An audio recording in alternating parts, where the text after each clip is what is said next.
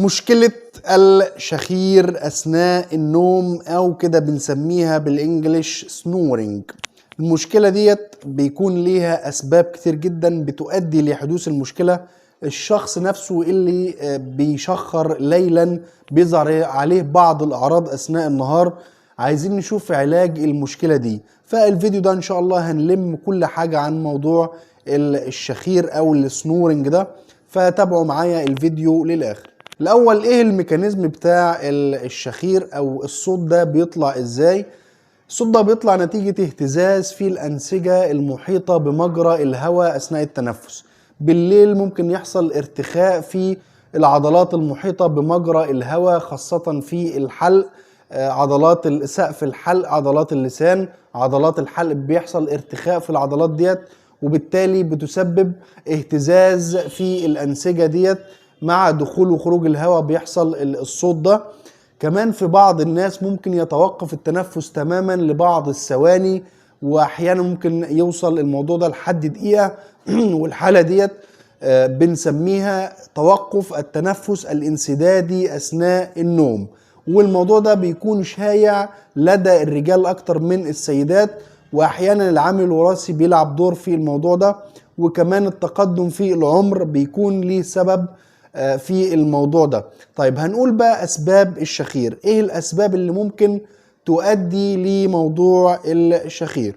أول حاجة حدوث تضخم في الأنسجة المحيطة داخل الأنف، الأنسجة اللي موجودة داخل الأنف لو في تضخم أو في أي زوايد أنفية أو زوايد جلدية بتسبب موضوع الشخير. رقم 2 اللي عندهم صعوبة في النوم أو أرق أو إلا في النوم. أثناء النوم بيحصل موضوع الشخير ده بشكل متكرر عندهم.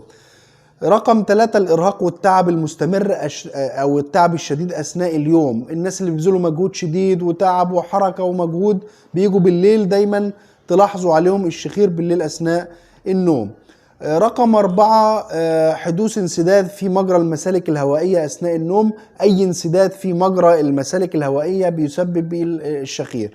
رقم 5 حدوث انحراف أو اعوجاج في الحاجز الأنفي. أي مشكلة في الحاجز الأنفي، اعوجاج أو انحراف بيضيق مجرى الهواء ويسبب موضوع الشخير. رقم 6 تناول بعض الأدوية المهدئة. الناس اللي بياخدوا مهدئات ومنومات علشان يناموا، الأدوية دي كلها بتزود جدا من موضوع الشخير، وطبعا الناس اللي بياخدوا الأدوية ديت بيبقوا ملاحظين الموضوع ده. طيب في رقم 7 الإصابة بالسمنة. الناس اللي وزنهم زايد، تراكم الدهون في الجسم، تراكم الدهون في منطقة الرقبة بتؤدي لتضييق مجرى الهواء وحدوث المشكلة دي.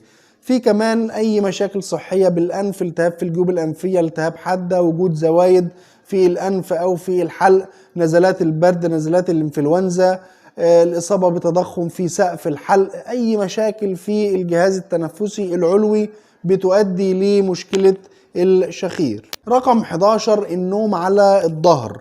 دايما بننصح اللي عنده المشكلة ديت ينام على أحد الجانبين وبلاش ينام على الظهر، لأن موضوع النوم على الظهر بيضيق شوية أو بيعمل مشكلة في التنفس ليلا. أثناء الليل بيكون مجرى الهواء مش مفتوح كويس، فبيؤدي لصعوبة شوية في التنفس والشخير أثناء الليل.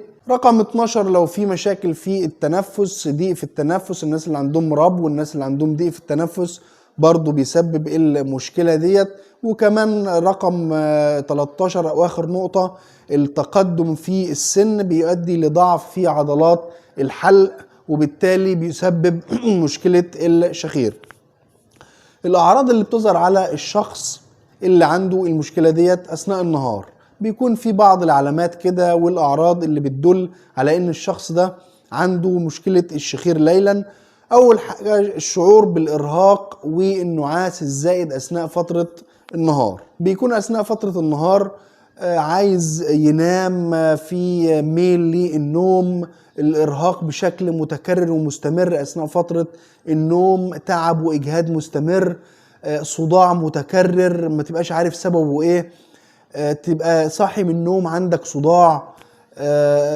برضو الموضوع ده ممكن يسبب سمنة ووزن زايد لأن بعد ما تصحى من النوم بتلاقي نفسك في كده ميل للاكل، عايز تاكل بشكل اكتر، الشهية مفتوحة، فالموضوع ده بيسبب شهية مفتوحة وبيسبب وزن زايد. طريقة العلاج بتتوقف على السبب. اي حد عنده مشكلة لازم يعالج المشكلة الاول علشان تشوف يعني تعالج السبب بحيث نقدر نعالج المشكلة بشكل صحيح. ولكن في بعض النصايح اللي ممكن نقدمها للناس اللي عندهم مشكلة الشخير او السنورنج، بعض النصائح اللي هتفيدهم بشكل كبير جدا وهتقلل من موضوع الشخير ده بنسبة كبيرة جدا. اول حاجة نغير نمط الحياة اليومية والعادات اليومية بتاعتنا. يعني في بعض العادات كده ممكن نغيرها اللي هتساعد بشكل كبير جدا. اول حاجة الحرص على فقدان الوزن، لازم تقلل وزنك، لازم تتخلص من السمنة والوزن الزايد، ديت حاجة مهمة جدا وهتقلل معاك المشكلة بشكل كبير جدا. تاني حاجة النوم على أحد الجوانب، بلاش تنام على الظهر، نام على الجنب اليمين أو الشمال ويفضل اليمين.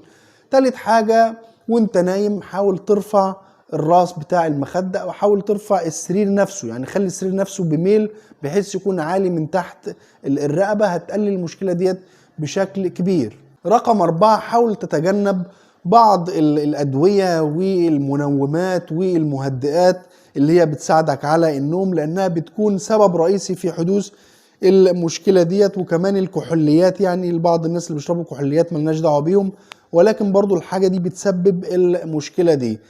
رقم 5 لازم تنام بشكل جيد أثناء الليل وبفترات منتظمة، يعني حاول تخلي وقت ميعادك ثابت أثناء النوم، تنام مثلا الساعة 11 كل يوم، الساعة 12، تثبت ميعاد نومك. واخر نقطة معانا ان لازم تتوقف نهائي عن التدخين. الجماعة المدخنين بيكون عندهم بلغم شديد، بيضيق مجرى التنفس، مجرى الهواء، فبيسبب المشكلة دي بشكل كبير جدا. فان الجماعة اللي بيدخنوا حاولوا تقللوا شوية من التدخين او تمنعوه نهائي. طيب رقم 2 بقى العلاج بالأدوية. عملنا الحاجات دي كلها واتبعنا النصايح والتعليمات ولسه في مشكلة، فبنلجأ لبعض الأدوية في الأول، زي مثلا عندنا بخاخة اسمها سنور نومور، ممكن نستخدمها بخة في كل فتحة أنف قبل النوم. ولكن طبعا لازم نعالج المشكلة زي ما قلنا، أي سبب من الأسباب الموجودة لازم نعالجها بالإضافة للنصايح اللي قلنا عليها. عملنا الحاجات دي كلها واتبعنا التعليمات وخدنا بعض الأدوية وبعض أدوية الحساسية وبعض الأدوية اللي بتفتح الجيوب الأنفية أو بتفتح مجرى الشعب الهوائية، ولسه في مشكلة، فطبعا لازم تلجأ لطبيب متخصص، طبيب أنف وأذن وحنجرة. لو في مثلا العملية محتاجة ترميم للحلق أو ترميم للبلعوم أو لحمية أو التهاب في اللوز، عايز تشيل اللوزتين أو اعوجاج في الحاجز الأنفي أو أي شيء من هذا القبيل، فلازم تلجأ لطبيب متخصص يعالج لك المشكلة دي. اتمنى الفيديو يكون عجب حضراتكم، يا ريت ما تنسوش لايك للفيديو واشتراك في القناة اللي مش مشترك عشان يوصل لك اي فيديو جديد. الى اللقاء في فيديو قادم ان شاء الله.